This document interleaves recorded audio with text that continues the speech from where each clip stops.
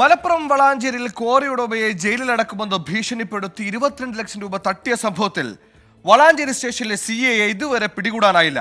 കേസെടുത്ത് ഒരാഴ്ച കഴിഞ്ഞിട്ടും SHO ഒ സുനിൽദാസ് ഒളിവിൽ തന്നെയാണ്.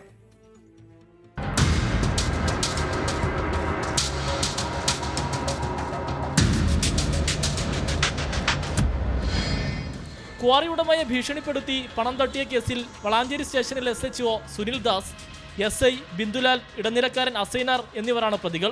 കഴിഞ്ഞ 31-ന് ബിന്ദുലാൽ, അസൈനാർ എന്നിവരെ ക്രൈംബ്രാഞ്ച് അറസ്റ്റ് ചെയ്തു. എന്നാൽ കേസെടുത്ത് ഒരാഴ്ച പിന്നിട്ടിട്ടും SHOയെ അന്വേഷണ സംഘത്തിന് അറസ്റ്റ് ചെയ്യാനായില്ല.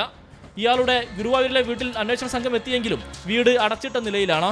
SHO സംസ്ഥാനം വിട്ടുവെന്നാണ് അന്വേഷണ സംഘത്തിന് ലഭിച്ച വിവരം.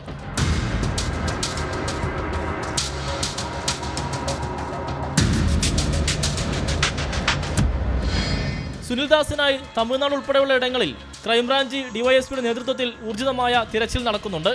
സുനിൽദാസ് മുൻകൂർ ജാമ്യത്തിനായി ഹൈക്കോടതിയെ സമീപിച്ചെങ്കിലും കോടതി അറസ്റ്റ് തടയാൻ വിസമ്മതിച്ചു. ക്രിമിനൽ ഗൂഢാലോചന, ഭീഷണിപ്പെടുത്തി പണം തട്ടിയെടുക്കൽ തുടങ്ങിയ കുറ്റങ്ങളാണ് പ്രതികൾക്കെതിരെ ചുമത്തിയത്. SHO, SI എന്നിവരെ വകുപ്പ് തല നടപടിയുടെ ഭാഗമായി സസ്പെൻഡ് ചെയ്തിരുന്നു. 24 തിരൂർ.